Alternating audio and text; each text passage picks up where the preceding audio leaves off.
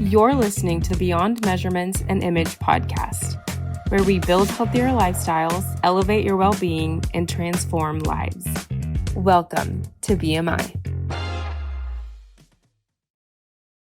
I'm your host, Dr. Drew Crawford. I'm a board-certified gastroenterologist and obesity medicine specialist. Thank you for joining me today on Beyond Measurements and Image. Today on the BMI podcast, we're going to talk a little bit more about intermittent fasting. We're going to discuss the role of the 16-8 versus the 5-2, but really go into more detail on a third approach to intermittent fasting, which is called OMAD, or 1 meal a day. And it is kind of the most extreme of all. And it is essentially just that, is you eat 1 meal a day. That eating window is generally either a 1 hour window or a 2 hour window. So it's a 23-1 or a 22-2, as opposed to like a 5-2, which remember is 5 days of normal eating and 2 days of fasting. In the 5-2, on those 2 days, you can eat up to 500 to 600 calories per day. And then the other and the most common is the 16-8, which is you eat for 8 hours and then you fast for 16 hours. If you haven't heard the episode on intermittent fasting that we did, I'd recommend you go back and listen to it. So it goes into a little more detail, but we'll hit the highlights and we'll sort of compare them. But let me talk first just about the 1 meal a day and what are the potential benefits. Well, the most significant benefits are associated with weight loss. And remember that you have all of the advantages of autophagy, which was the cellular cleanup that we talked about in the last couple of episodes, as well as that one. So when you fast, not only do you begin to break down fat and use that as a fuel, but your body also goes into this process called autophagy, where you go in and you just clean up the dead or the malfunctioning proteins and just sort of recycle them or reuse them in some fashion. So the 1 meal a day, like I said, is basically consists of a much more stringent time window. So instead of doing 16-8, you're basically doing 22-2. But you take in the same amount of calories that you would normally take in throughout the day. So that's different than the 5-2, right? The 5 day on, 2 day off. On the 5 days on, you eat just normal hours, normal food, whatever. And then the 2 days off, you can have up to 500 calories, 500 to 600 calories on those days, but nothing else. And then the rest of the time, you can have any 0-calorie beverages to stay hydrated. On the OMAD, or the 22-2, you don't calorie restrict in the 2-hour feeding period. In fact, ideally, you take in your entire day's worth of calories, but the other 22 hours of the day, you don't take in anything other than 0-calorie beverages. And again, you want to make sure that you're hydrating. So what are the benefits? Well, the benefits, again, are weight loss, autophagy. It's really simple, right? It's not easy, but it's really simple. You have 2 hours to eat and the rest of the day you don't eat. And it does appear that it increases insulin sensitivity. So who would this not be good for? Well, it's generally felt that it's not good for diabetics. Although it's interesting, it does look like it significantly increases insulin sensitivity, which could be beneficial to type 2 diabetics. Pregnant patients are not advised to be on this.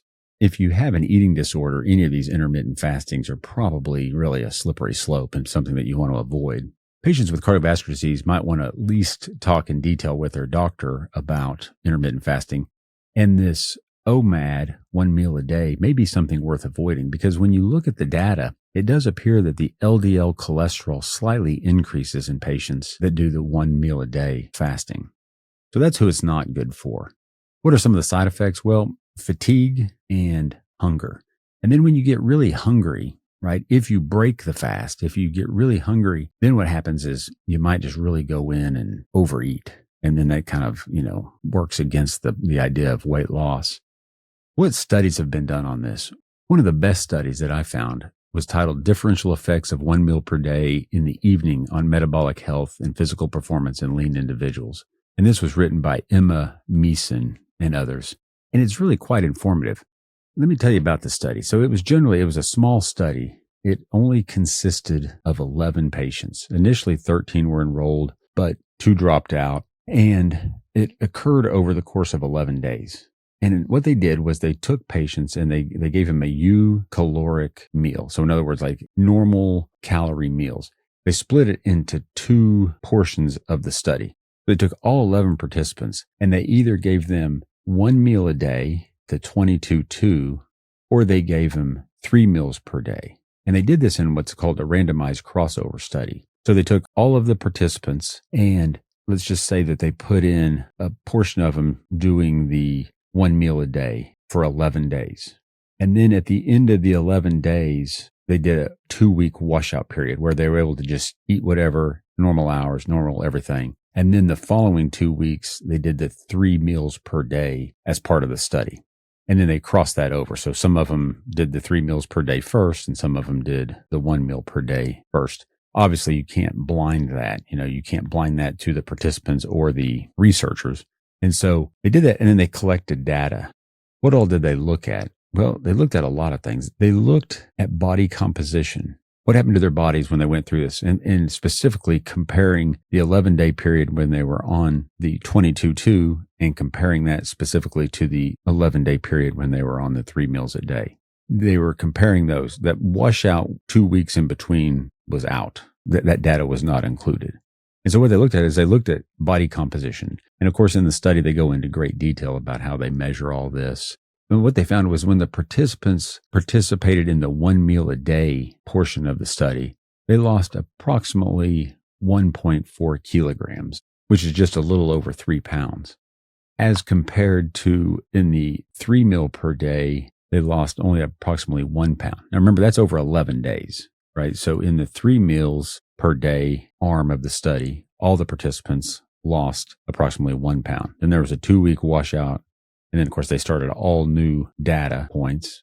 And then in the 1 meal a day, they lost just a little over 3 pounds. And the fat mass was significantly decreased. It was decreased by 0.7 in the 1 meal a day as opposed to 0.1 in the 3 meal per day. The lean mass was relatively stable. The free fat mass was relatively stable. And the bone density was relatively stable. So the resting energy expenditure, what happened to that? Well, the resting energy expenditure, that's how much energy your body burns, how much fuel, calories your body burns just at rest, not including any additional activity. So if you went out and ran or did anything else, or just walked, participated, moved around a lot, whatever, just resting energy expenditure. In the 1 meal a day, it was actually lower. It was 1,778 calories. And in the 3 meals, it was 1,919. And so the question is that caloric difference enough to make up for the weight loss? And it's felt probably not, that caloric difference probably doesn't make up all of the difference in weight loss as noted above. And then as we discussed, the lipid profile in the 1 meal a day showed a slight increase in LDL. It was not a large increase, but it was a slight increase. And in patients with cardiovascular disease, it may be definitely worth avoiding. And this is thought that it may be due to the hepatic uptake from the large 1 meal a day. So additionally, they looked at what is the effect on strength and to some extent endurance. They looked at VO2 max and they looked at leg strength. And we know from previous studies that Morrow did that in the 16-8, you actually have a decreased fat mass without affecting strength in males who have some exposure to resistance training. And so basically they looked to see if the same was true in the 1 meal a day group. And so what they tried to look at here was if the 1 meal a day affected strength. And what they found was that the VO2 max was not substantially different. They went in and measured multiple parameters, including jump height by velocity, maximal isokinetic strength at various degrees, and then they did what's called the Wingate study. And long story short, none of those were significantly different in the 1 meal a day. Although there is a component of hunger and fatigue, it does not grossly affect your strength and endurance, at least within the parameters of the study that they looked at here. Something else that was interesting was they looked at plasma glucose. They put Dexcom platinums on all of the patients during both arms of the study. And they went in and looked at the plasma glucose hour by hour. And what they found was that the patients in the last half of the day, from approximately noon to midnight, in the last half of the day on the 1 meal a day, their plasma glucoses tended to be lower than in the other arm. And what's interesting about that is that they actually ate from 5 o'clock at night to 7 o'clock. So their big energy exposure and glucose exposure was during that period of time, which generally showed a lower glucose level. So that's basically the science on 1 meal a day. It's very effective at weight loss, and it does not appear to affect strength.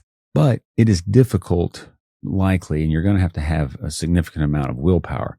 And a lot of times when you're looking at weight loss, one of the problems that happened with weight gain was maybe generally a lack of willpower.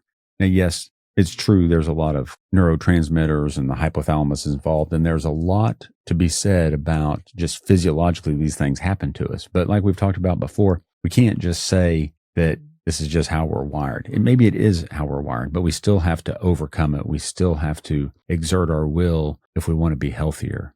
And so OMAD, I think, is going to require sort of the maximum amount of willpower.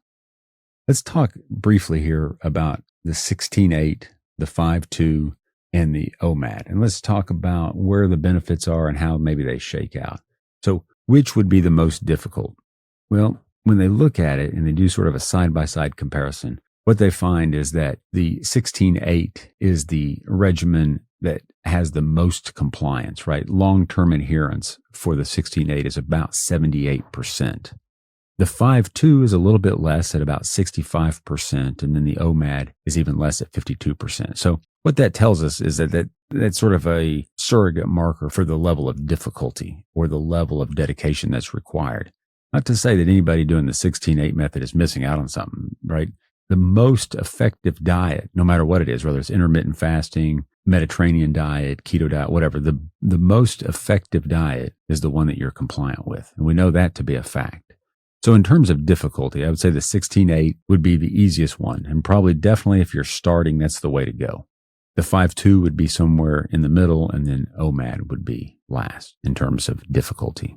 Now, what is the daily restriction? Well, in 16-8, we'd say that it's relatively moderate. It's not horrible. You have 8 hours of which you can eat. And there's no requirement of any specific food or any restricted food. You can be on whatever diet. You can eat whatever number of calories. Now, if you're trying to lose weight, you ultimately want to have a caloric deficit, but there's no specific restriction on what you eat. And that's true of all of the intermittent fasting.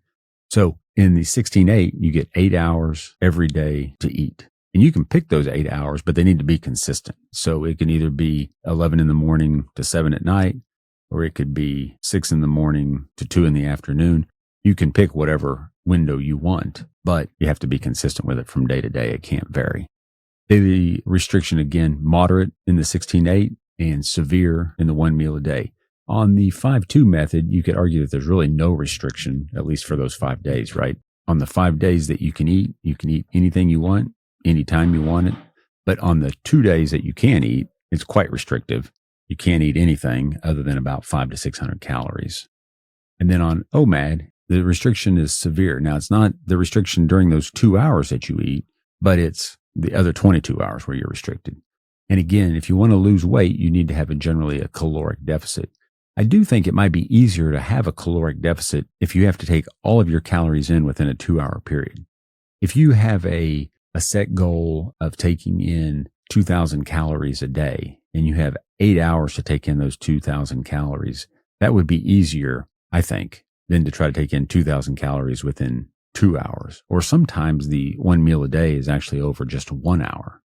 So I think there is a component of probably caloric restriction associated with that. And actually in the study that I referenced earlier, they did have about a 200 calorie deficit per day.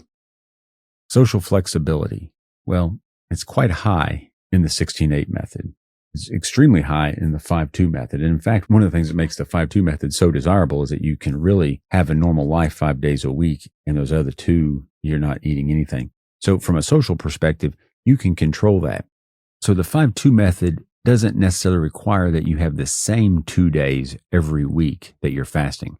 The requirement of the 5-2 method is that they are not consecutive days. And then the OMAD diet is quite restrictive in terms of social flexibility. We talked about the long-term adherence, and then the benefits of autophagy that we've kind of talked about so much over the last couple of podcasts are significantly higher in the OMAD, in the 22-2, and they're moderate in the 16-8. They're actually lowest in the 5-2. So those are the benefits of the different dietary components. Like so many of these diets, I have not participated in them. I've done some of the diets that we talked about earlier, the Mediterranean diet to some extent, the keto diet. I've kind of dabbled in all of them. I haven't done any of the intermittent fasting meaningfully. Oftentimes, I eat one major meal a day as a general rule. I don't tend to eat much, if anything, for breakfast. I'm not truly fasting because a lot of times I'll eat a little something, right? So that doesn't count. And then lunch, I'm sort of hit or miss on, but I always eat my big meal in the evening. Again, it's a general rule. So that doesn't count as OMAD, but that's kind of the regimen that I've followed. And the reason I say that is I think it's important to know that when I talk about these, I'm just talking about them from a scientific perspective. As y'all know, I'm training for a marathon that actually takes place at the end of the month. And I think afterwards, I may kind of give each one of these a shot just so I can get some experience just to see what it's like. I don't have a major component of weight loss that I need to participate in, but it would be interesting. I think the benefits of autophagy sound really intriguing. Hopefully you found this interesting on the benefits of OMAD and kind of dabbling just a little bit more into intermittent fasting. It's really a fascinating thing. As I wind up my training for marathon, and once I start this, I'll report back and let you know kind of how I felt with each one and what it seemed like. If any of y'all have any experience with any of these, I'd love to hear from you. If you'd hit us up on our social media podcast or website, that would be great. Otherwise, thanks for joining us on the BMI Podcast. Until next time. I'm your host, Dr. Drew Crawford. Join me next week as we go beyond measurements and image to build healthier lifestyles and elevate your well-being on the BMI Podcast. See you then.